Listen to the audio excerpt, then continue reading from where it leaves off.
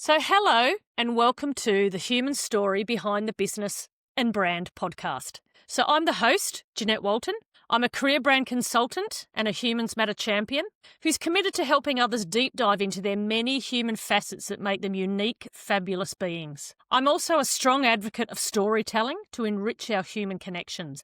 This podcast partnership with Women Making It Work aligns with, but slightly deviates from the Human Behind the Career Brand podcast series. The human story behind the business and brand delves into those poignant moments, experiences, and life lessons that shape these high-performing professional women into who they are today. It discusses their fates, their flaws, their feats, fears, and all the other fabulous human elements that have driven them to perform so well in their professional and their personal lives, as has been encapsulated in the Women Making It Work celebratory anthology entitled Beyond the Business: Stories of Women Who Dared. So my next guest for this podcast series is Sonya Boloski.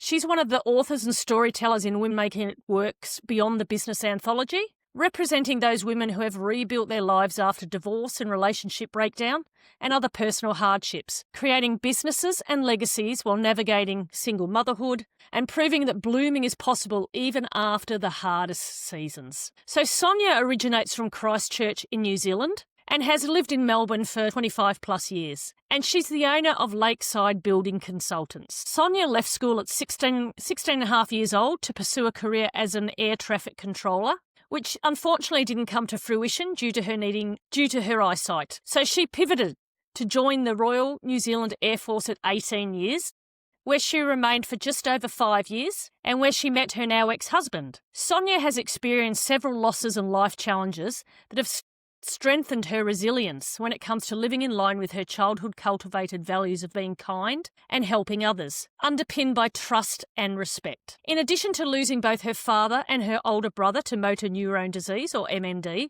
Sonya's marriage crumbled in the mid-1990s when her 3 children were still young. Sonya highlights how she felt a sense of both devastation as well as relief when her husband asked her and their daughters to move out of their Air Force Base home, because he had pretty much been physically and emotionally absent for quite some time. And it was actually his brother, who Sonya still remains good friends with today, who sparked the idea of her and the children relocating, which is how they arrived in Melbourne. Sonya has been a Girl Guides leader for over 30 years. She also volunteers for St Vincent de Paul's Soup Van, in addition to being a building consultant and a licensed pool inspector. Sonya values and continues to strive to deepen connections in her life, both personally and professionally. So welcome, Sonya. It's an absolute pleasure to have you on this podcast. Thank you very much. So you've obviously undergone some significant life shifts and disruptions, including marriage breakdowns, where you had to rebuild yourself. So was there a particularly challenging stage or experience when leaving your marriage that you believe has made you stronger? I think, really the fact is that, we had been two of us together for 13 years, bringing children up, and now all of a sudden there was one with 3 daughters. The youngest was only 3 and the oldest was 8 or 9 at the time. So I think at first it was the fear of the unknown. How was I going to bring the kids up financially and physically? And did I have the strength to do it? And I think now, 28 years later, yes, I had the strength. Yeah. So you learnt along that way of that internal strength that you always had. Correct. Yeah, okay. And you mentioned a mix of both devastation and relief when your marriage broke down with 3 young children. Which do you believe was the stronger feeling at that time, and why? I think the relief that we had our freedom, that we were controlled by what we had to put on the table for dinner, essentially what TV we could or could not watch, just relief that we had the freedom. So, one of the things the girls loved was if we decided just to have apple pie and ice cream for tea one night, that's all we had for dinner. We didn't have to do meat and veg. We could have apple pie and ice cream if we wanted apple pie and ice cream. And so I think the relief of the freedom that it now posed, freedom was always going to be difficult, especially in those first 12 months, but the freedom was there to pursue life as we wanted to pursue life. Yeah. I think that opened everything. You hear that like when people are, retrenched or pushed out of a job they've been in for years, perhaps, yeah. And on reflection, they're like, "Wow, they did me a favour, giving me that push, yeah, to make True. that change." And you've also just made me think about my childhood. My father was pretty controlling of the household, so I can relate to what you're saying. It must have been my mother didn't break up, so yeah, I can imagine to some degree, yeah, there'd be that relief that you don't have that person controlling the household anymore. Correct. Yes. Yeah. Okay.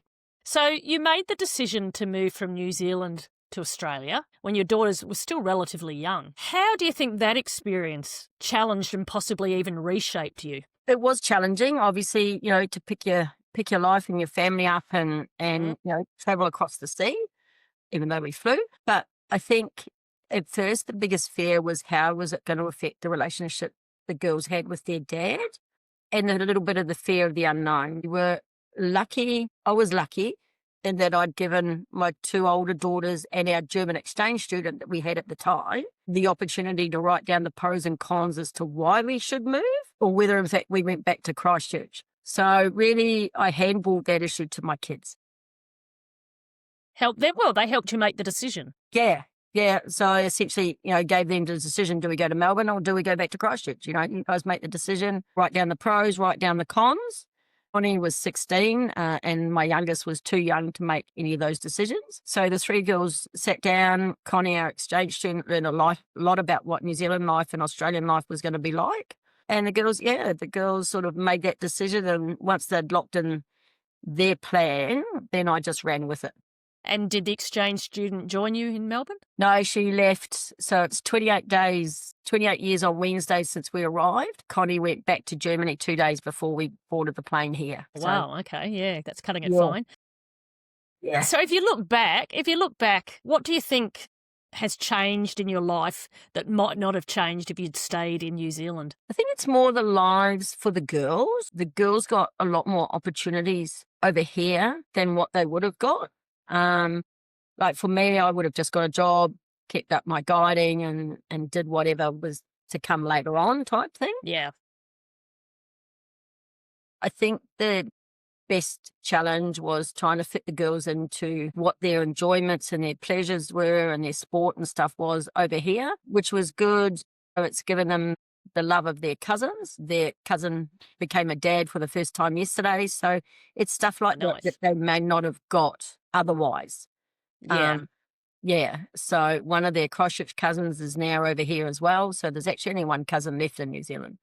I think for the girls, that opportunity, there was a lot of fear for the girls. It's a big move. They're leaving their friends Absolutely. and the safety net behind. But yeah, we were able to, get them into a good school, and hook them up with calisthenics and girl guides and sport. So at the end of the day, the girls were really happy to be doing that sort of stuff. So yeah. And it probably helped you to settle into Australia, having the girls to be able to, get into activities where you meet people.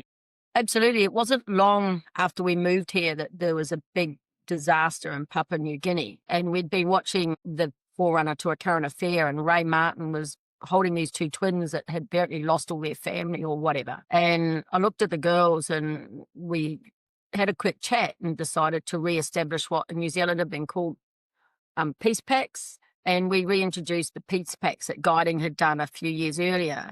By doing that, we actually sent 500 boxes of stuff across to PNG, courtesy of Beth at the Lions Club and Qantas. And I suppose that was only a few months after we moved here. And I suppose wow. really what got us into community with the support of organisations. So wasn't really working at that stage because Lynette was still at home, but it gave me an opportunity to search out companies and organisations that could support the plan. Yep. 3 months later, we sent 500 boxes thanks to Qantas over, which was collected by the Salvation Army in Port Moresby. That's amazing. I mean, you obviously have a strong sense of community that comes through in your story. So you continued what you've been doing in New Zealand in Australia. Yeah, well, that was the first thing we did in Australia. So the advantage with that is it gave us connections. Yeah. I joined the Lions after that, which I stayed at for 8 years. But it gave us connections with people. There's a lovely lady here in Pakenham. I still can't pronounce her name, but she is actually a very lovely lady. So you've been friends through that long-term association? So, yeah, she didn't like me at the time, but we get on well. Mutual respect. Sometimes it takes a while. Yeah, that's what it is. So, it gave us connections with organisations locally and bigger companies that I've been able to build on and reuse or whatever as the need arises. And obviously that's been beneficial with your own business, having all those connections, local connections.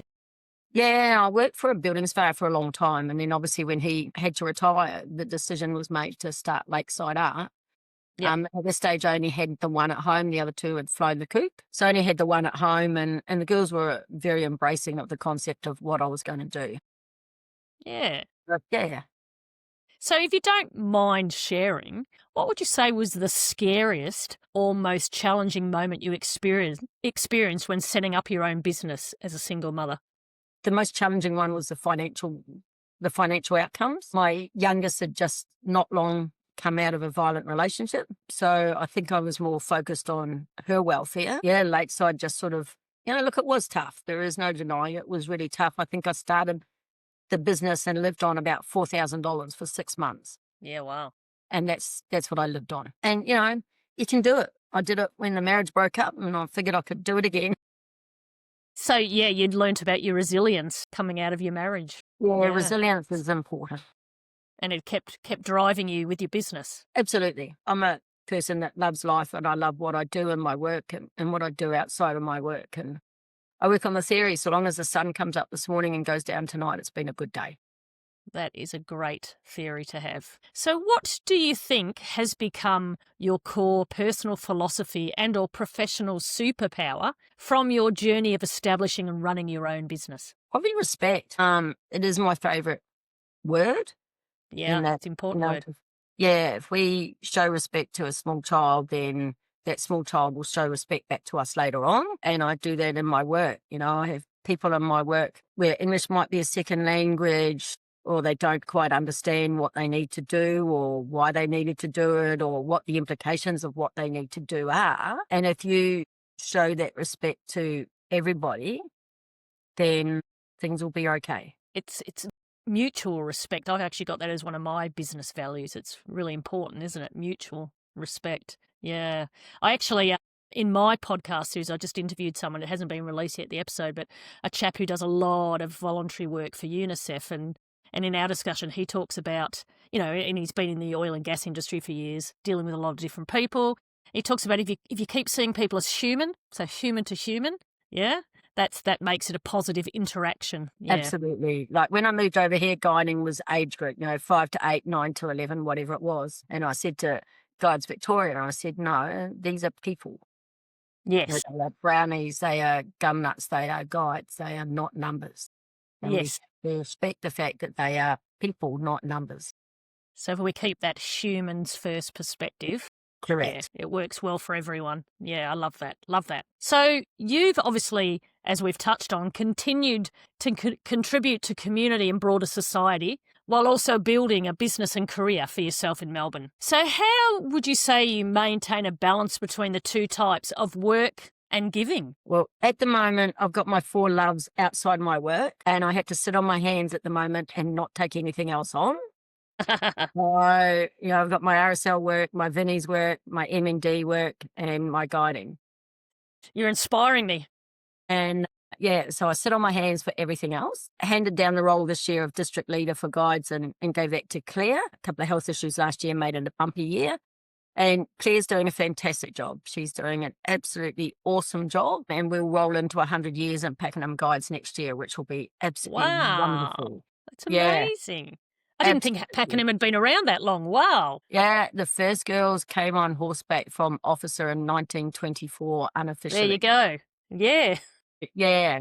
So when I first moved here, I had some time on my hands, so I did quite a bit of research into guiding at the time. And I think, how many thousands of girls have been through that hall is unbelievable. And I look at girls now that I've known for 25 years, And to know I've had a part in the change to their lives is just so wonderful. So Yeah, that's wonderful. beautiful. Some of those kids have had a pretty tough time in the start of their lives. Yeah. Now they're just doing great guns, Yeah. great ones.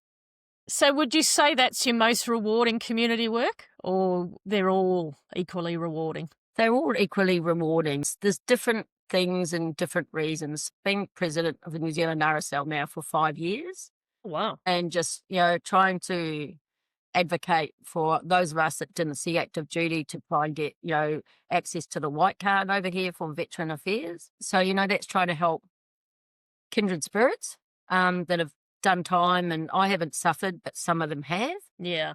Their role in the army and so forth. And then, the suit van, I'll do that this weekend. We're helping people who are going through really tough times. Mm. I've been doing that, I think, coming up 14 years, I think. Wow.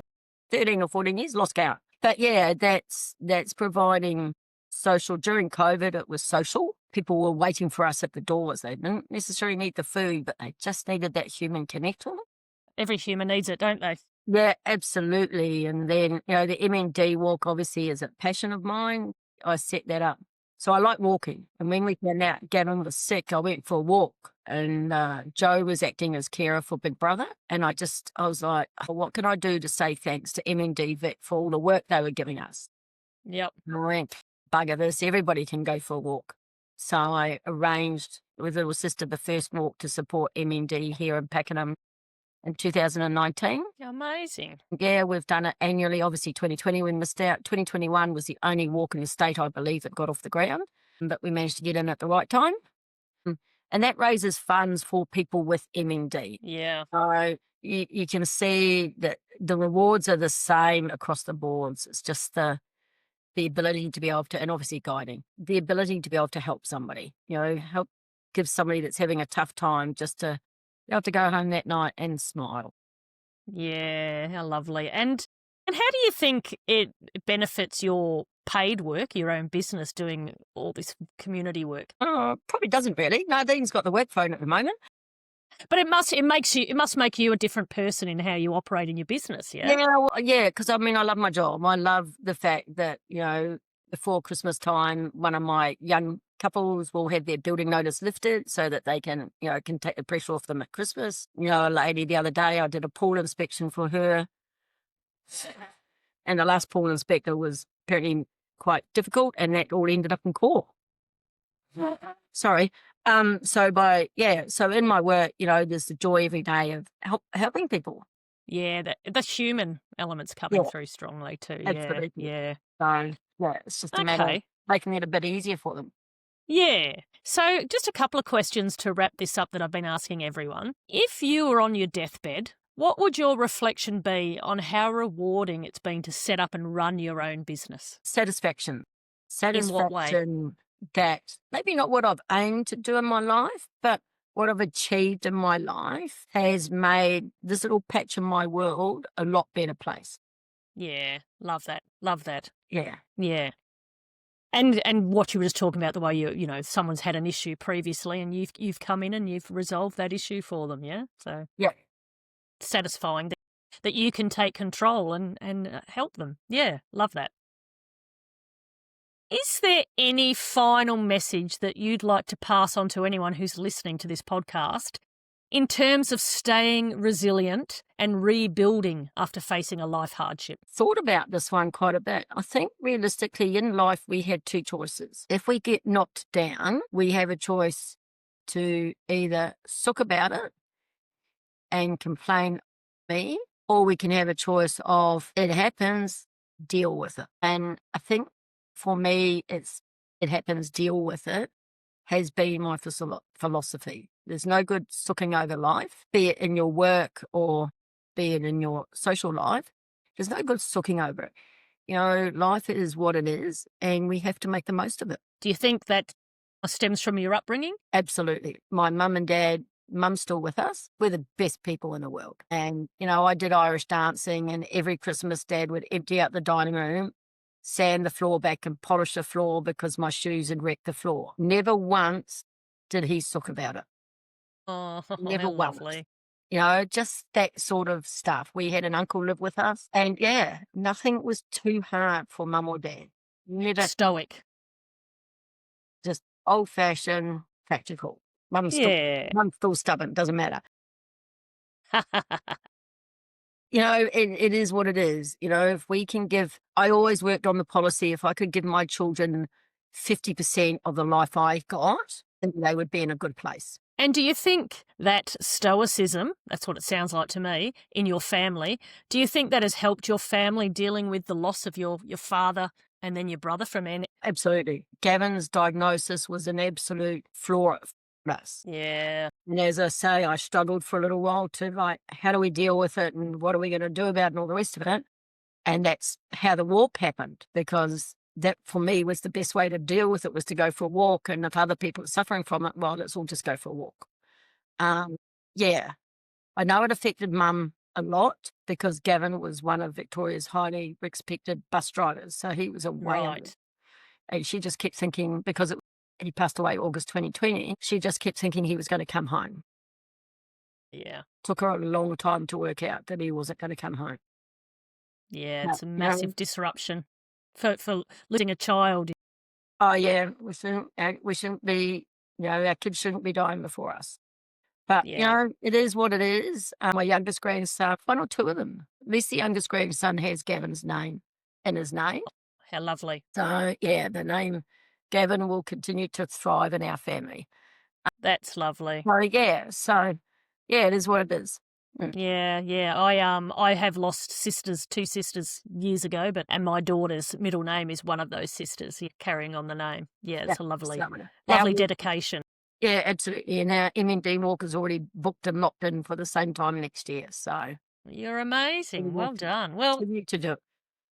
thank you, Sonya, for your time. This has been such a lovely chat. And I love that we've talked so much broader. The plan was to focus on the business, but you do so much more than run a business, all these community efforts. Yeah.